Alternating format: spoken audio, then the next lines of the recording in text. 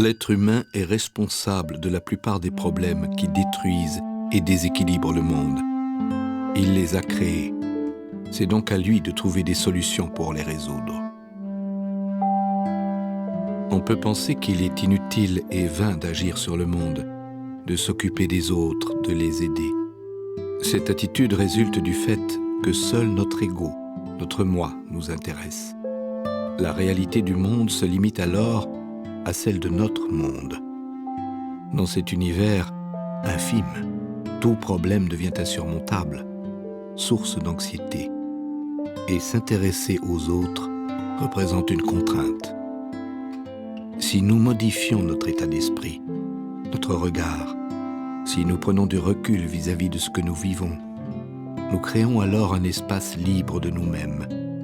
Notre attitude change. Nos tracas quotidiens deviennent insignifiants, dérisoires en regard de situations beaucoup plus dramatiques. Situations subies par des personnes que nous connaissons ou dont nous avons entendu parler. Cette transformation agit progressivement sur notre mental et nous développons un grand courage intérieur. C'est de ce courage que naît la paix de notre esprit. Développer force, courage et paix intérieure demande du temps. N'attendez pas de résultats rapides et immédiats sous prétexte que vous avez décidé de changer. Votre seule volonté ne suffit pas à vous transformer comme par magie. Chaque action que vous entreprenez permet que cette décision devienne effective dans vos cœurs. Les vrais changements sont sans éclat et progressifs. Ils ne sont jamais spectaculaires et soudains. Considérez deux exemples.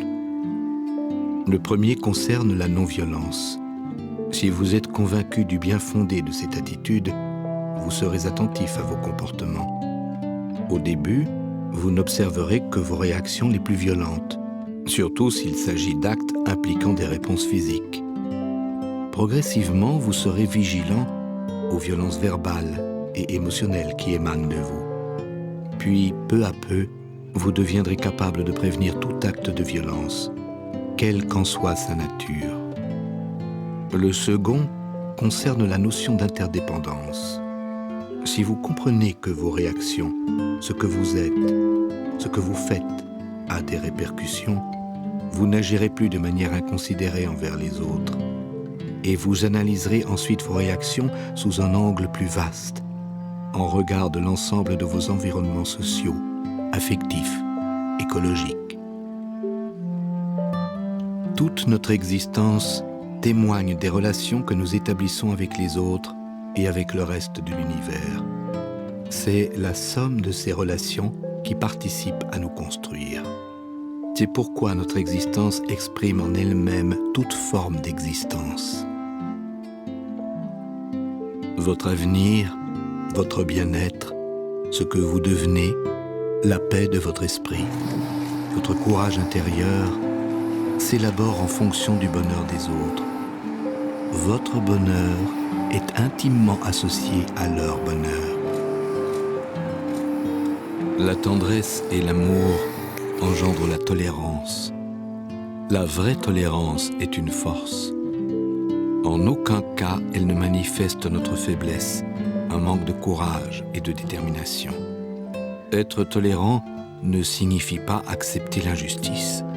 Être tolérant implique, au contraire, de trouver des solutions qui permettent de ne pas subir, de ne pas souffrir, de se donner les moyens de mettre un terme à toute forme de partialité sans volonté de nuire, sans développer des émotions telles que la haine ou la colère.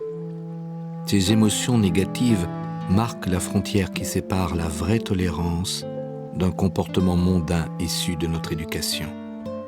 Si nous sommes capables d'amour, d'altruisme, de compassion, de ne pas réagir par la violence lorsque nous sommes confrontés à l'injustice et de faire le bien malgré tout, sans être pour autant indifférents ou insensibles, alors nous avons réellement développé cette capacité en nous.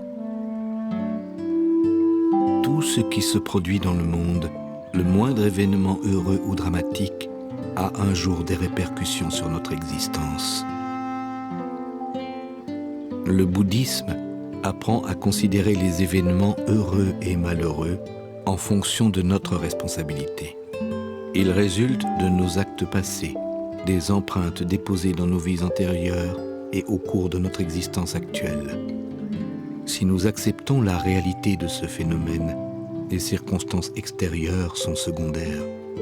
Comprendre les causes qui ont engendré les situations que nous vivons devient prioritaire. Il convient donc d'examiner l'attitude mentale et émotionnelle que nous avons en réponse à ces situations afin d'analyser les mécanismes en jeu. Ce faisant, nous éviterons de reproduire de nouvelles conditions qui conduiraient à réitérer ces processus. Savoir que nous sommes responsables de ce que nous expérimentons conduit à envisager chaque situation sous un angle nouveau. Nous devenons libres d'agir de manière positive, de transformer nos habitudes négatives.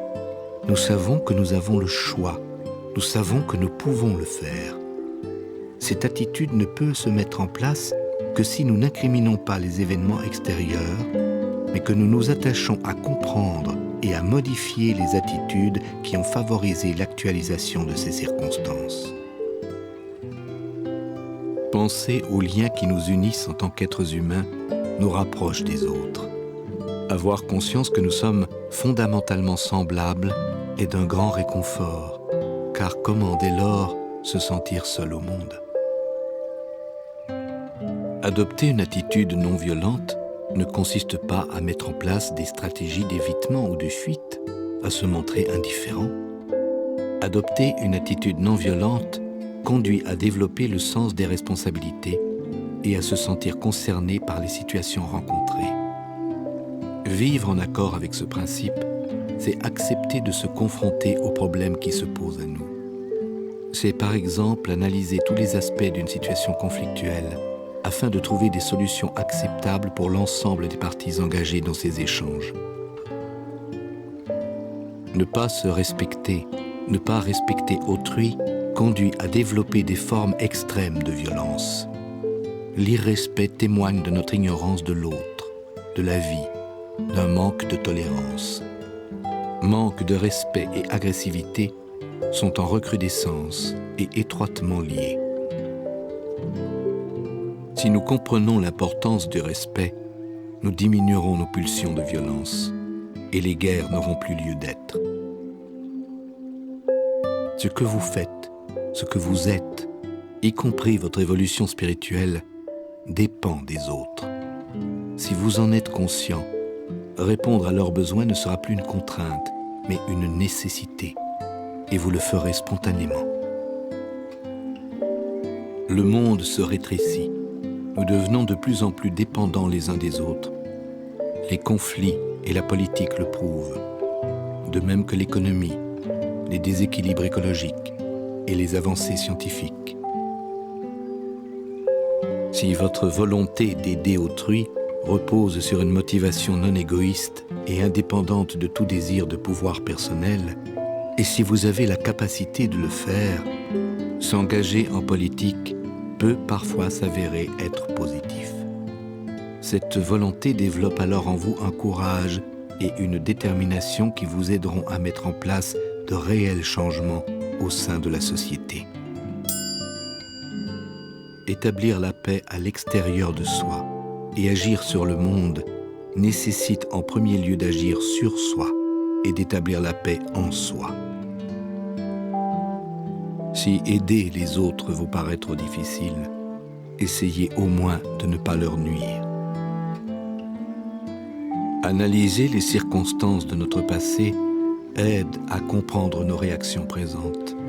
Resituer les êtres en relation avec leur passé apprend la tolérance.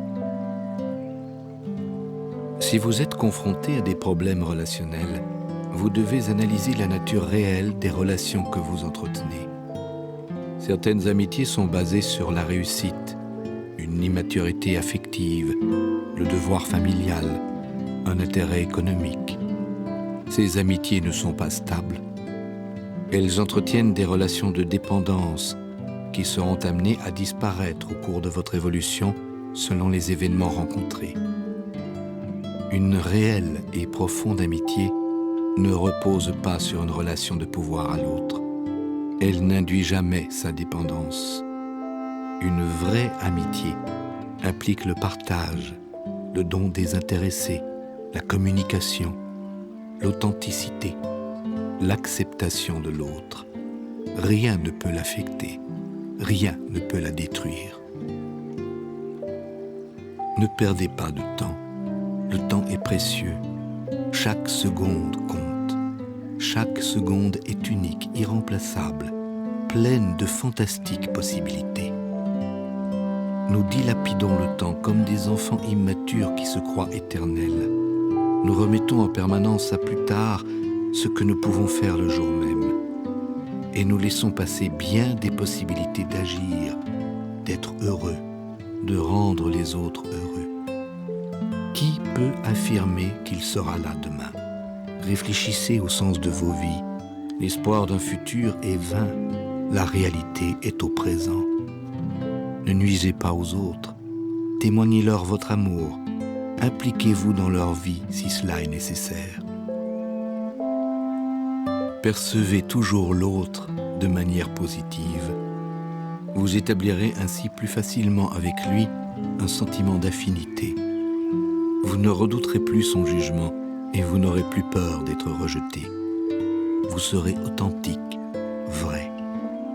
Vous n'éprouverez plus la nécessité de vous mentir et de mentir aux autres afin de vous protéger. Et vous ne vous sentirez plus jamais seul ni dépressif. Attendre que l'autre fasse le premier pas consiste à se penser supérieur à cette personne. Une barrière se dresse alors dans vos relations et vous vous isolez progressivement de ceux qui vous entourent. Quelle que soit la situation, que vous ayez tort ou raison, faites preuve de compassion, de compréhension et de générosité. Mettez-vous toujours à la place de l'autre. Renoncez un temps à vos opinions, à vos jugements afin de le comprendre. Bien des conflits peuvent ainsi être évités. Adoptez la même attitude envers tous les êtres humains. Vos devoirs et vos responsabilités sont identiques envers un chef d'État et envers un mendiant. Si la personne avec qui vous dialoguez n'a pas les mêmes idées que vous, si cette personne ne souhaite pas changer, si elle n'est pas réceptive, ne cherchez pas à lui imposer vos connaissances. En cas de conflit, si vous le pouvez, dialoguez, dialoguez, dialoguez, jusqu'au moment où des solutions se présenteront à vous. Notre seul pouvoir véritable consiste à aider autrui. Être satisfait du malheur éprouvé par un ennemi, se sentir vengé de ce qu'il vous a fait subir parce qu'il se désespère, ne vous apportera jamais le bonheur. Peu importe le jugement des autres, les êtres sont si divers et si contradictoires qu'il est impossible de répondre à leurs attentes, de les satisfaire.